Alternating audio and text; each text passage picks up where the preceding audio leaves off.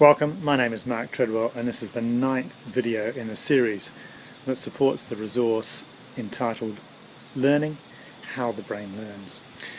In the last several video clips we've been looking at the learning process based on the brain's 4 learning systems, and we've looked at the generation of knowledge by using a prompt. And what a prompt does is it stimulates the brain into going, oh my goodness, hormones are released, steadying the brain, ready to receive information and process it and memorize that really quickly.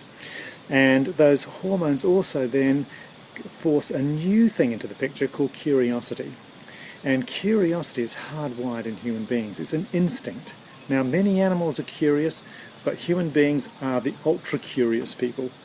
And so we're curious about what is happening. And therefore, we want to find answers to the questions that are now in our head. And we have a whole lot of questions maybe around what's happening. And so that stimulates knowledge. Knowledge can then be leveraged to form ideas. And ideas can then be leveraged to form concepts.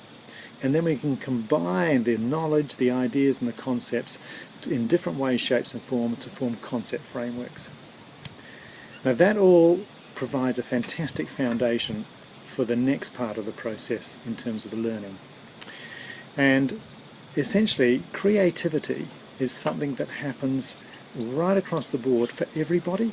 Everybody has this capacity to be creative, and it happens throughout the learning process. It's not something that happens at a particular point in the learning process. We're creative when we're creating knowledge, we're creative when we're developing ideas and concepts and concept frameworks. Creativity is ubiquitous right throughout the learning process. Why is it so important? Well, it's important because, in fact, countries that explicitly provide this capacity for their citizens to be innovative and ingenious, and that comes from a creative process, and it comes from having lots of knowledge, lots of ideas, lots of concepts and lots of concept frameworks. Countries that do that and promote that and encourage that will dominate this century. There's no doubt about that. It's no longer a matter of actually knowing things. Knowing used to be our baseline of testing and everything, but now it's not.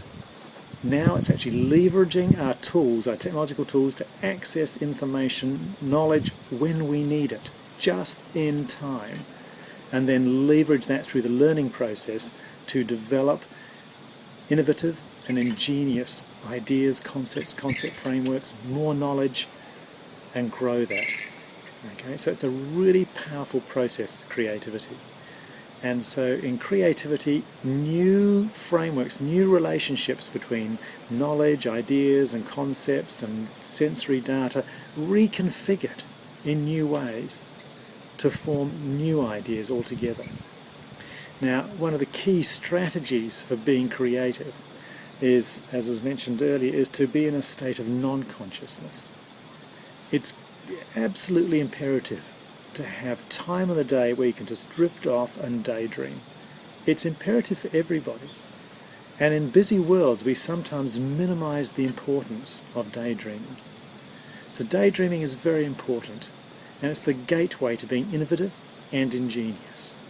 And it's important in the imagination process, and creativity is the outcome.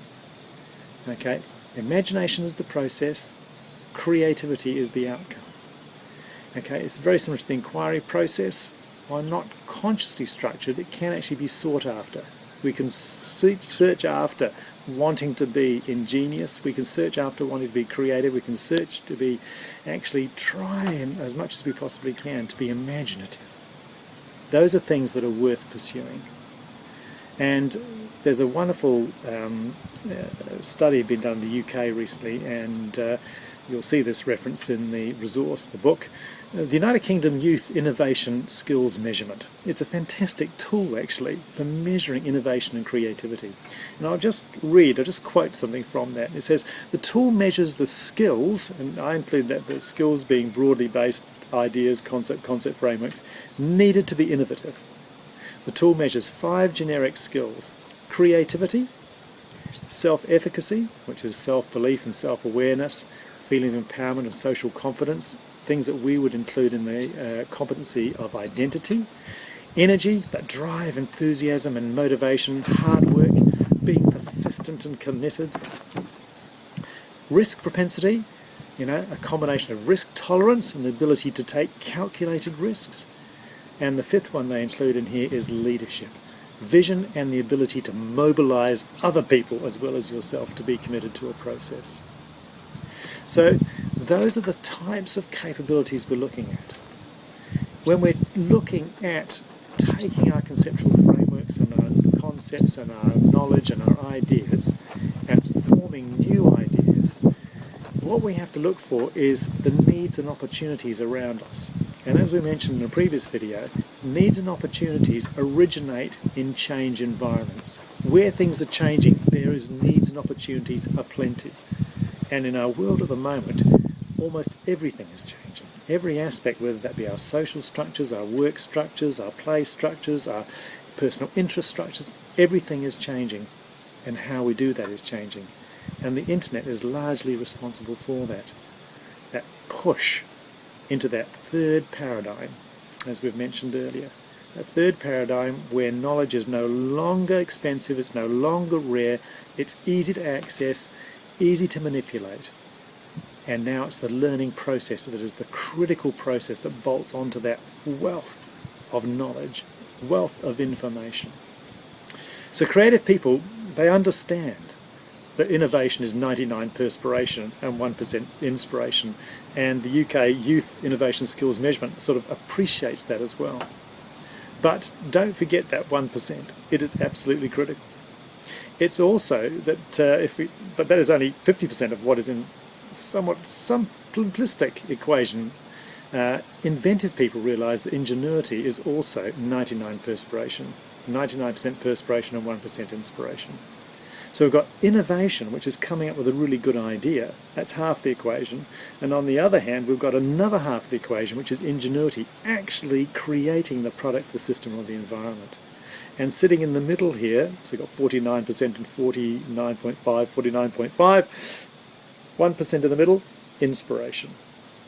And that moment of inspiration triggers, first of all, innovation, and then triggers ingenuity.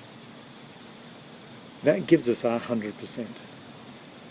So what we're looking for here is a capability to bring together one of the fundamental competencies that we talk about. And the competency that we talk about is connecting and reflecting. Being able to connect disparate ideas that seem to have no relationship to each other to actually meet a particular need.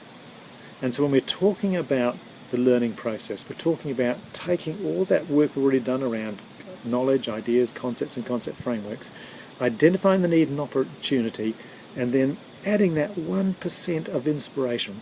You watch something on TV and think, God, that annoys me. What can I do about that? What can you do about the things that annoy you in life? Because if they annoy you, they probably annoy a lot of people. And therein lies the opportunity for innovation and ingenuity. This process, the learning process, really is fundamentally universal. It doesn't matter where you are, what your situation is. The learning process allows you to learn and get a grasp of your world. I wish you all the best with that, and I hope you've enjoyed this brief video clip. If you want more information, please go and check out the resource online at marktreadwell.com, and you can download the resource from there as well. Thank you very much.